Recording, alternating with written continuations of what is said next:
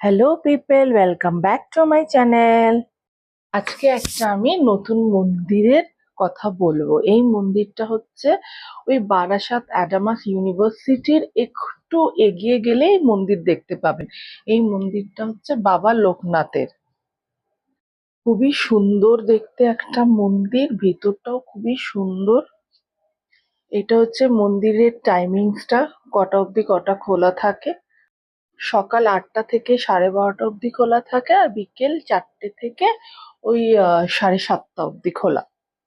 এটা হচ্ছে মন্দিরের ভিতরে চত্বরটা।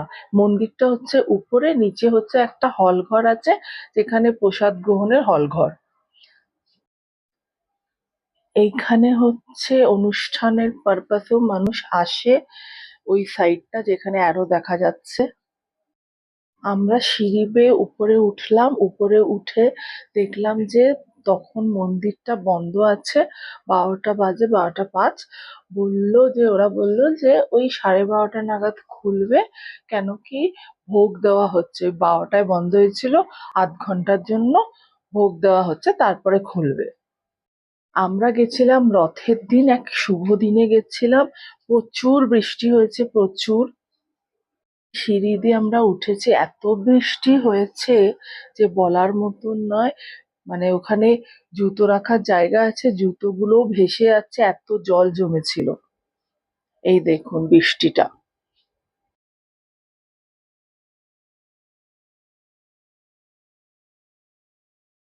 আমরা আধ ঘন্টা ধরে ওয়েট করছিলাম, কখন খুলবে কখন খুলবে। তারপরে দেখতে দেখতে আধ ঘন্টা হয়ে গেল। আমরা মন্দির খোলা দেখলাম, দেখে কিছুক্ষণ বসে আবার আমরা বেরিয়ে পড়েছিলাম।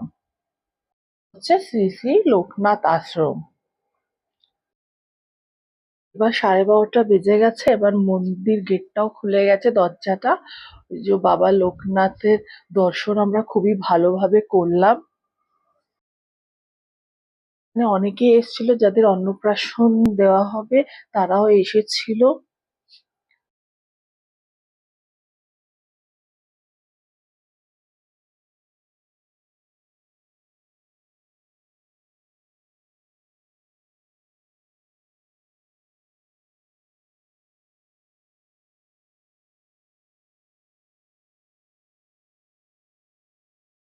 দেখুন ওই পুরোহিতটা ওরকম করে বাচ্চাকে নিয়ে দর্শন করাচ্ছে, একটু ছোঁয়াচ্ছে।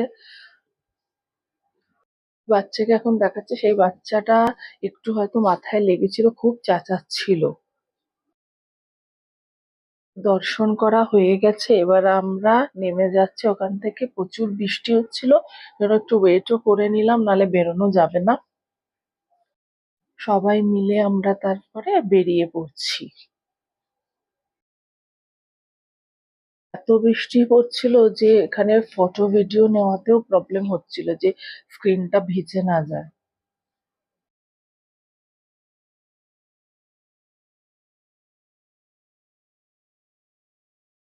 ওই দেখুন এত বৃষ্টি পড়েছে যে জুতোটাও ভেসে গেছে। ওই যে দেখা যাচ্ছে, এই যে। আমাদের দর্শন হয়ে গেছে, চটি করে একটু ঘুরলাম, তারপরে বেরিয়ে গেছিলাম। Thanks for watching.